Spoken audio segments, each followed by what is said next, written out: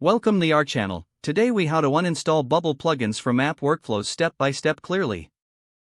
To begin uninstalling Bubble plugins from your app workflows, first, log into your Bubble account. Open the specific application where the plugin is installed. Navigate to the Plugins tab located on the left sidebar. Locate the plugin you wish to uninstall from the list of installed plugins. Click on the gear icon next to the plugin name to access its settings. Within the Settings menu, look for the option labeled Uninstall.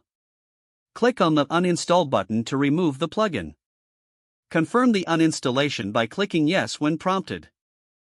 Now, return to the Workflow tab on the left sidebar. Identify the specific workflows that utilize the uninstalled plugin.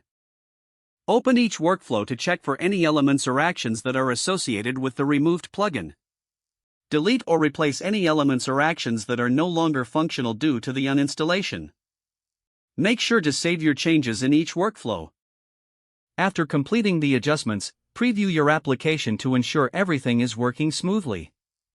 If there are any errors or issues, revisit the workflows to address them. Once you have verified that all workflows are functioning properly, you have successfully uninstalled the Bubble plugin. If the page does not load, refresh the browser or try again in a private or incognito window. Make sure you are using the correct email address, then retype it carefully to avoid small typos.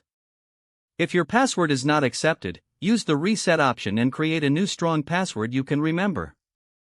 Check your spam folder for verification or security emails, then complete any requested confirmation steps. Enable two-factor authentication if available to improve account security and reduce unauthorized access risk. After signing in, review your profile details so your contact information and settings are accurate and current. If you see an error message, note it down and try again after restarting your device and internet connection. Log out when you finish, especially on shared devices, to keep your account and payment information secure. If the page does not load, refresh the browser or try again in a private or incognito window. Make sure you are using the correct email address, then retype it carefully to avoid small typos. If your password is not accepted, use the reset option and create a new strong password you can remember.